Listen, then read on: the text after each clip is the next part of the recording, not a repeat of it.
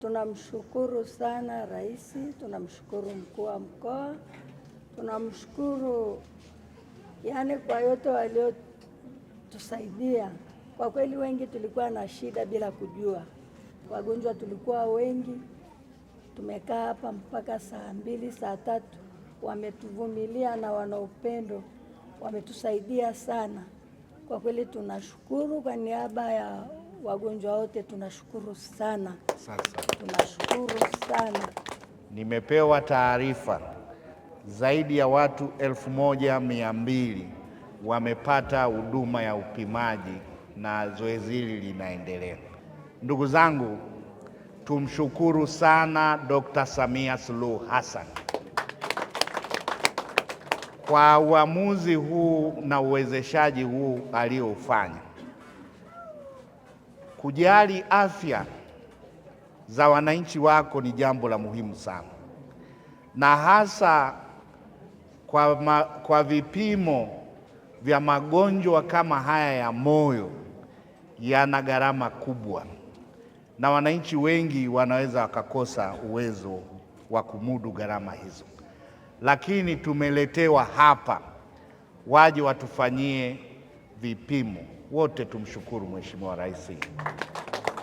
Lakini kikubwa ni kwamba sasa kwa makubaliano haya ya serikali na kanisa na kupitia taasisi hii, ni kwamba sisi mkoa wa Arusha ndo unakuwa kitovu cha kanda yote ya kaskazini.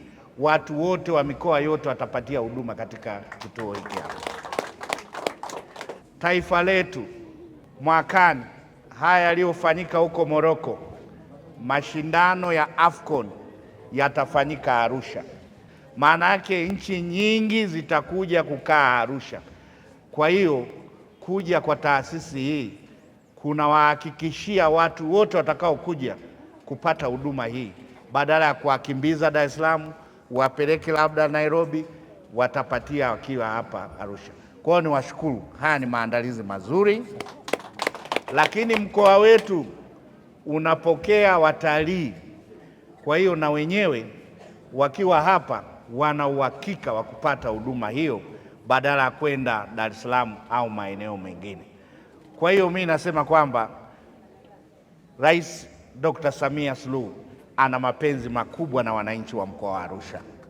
Hilo ndio jambo kubwa ambalo tunaweza tukalisema kwa kutuletea huduma hii kubwa.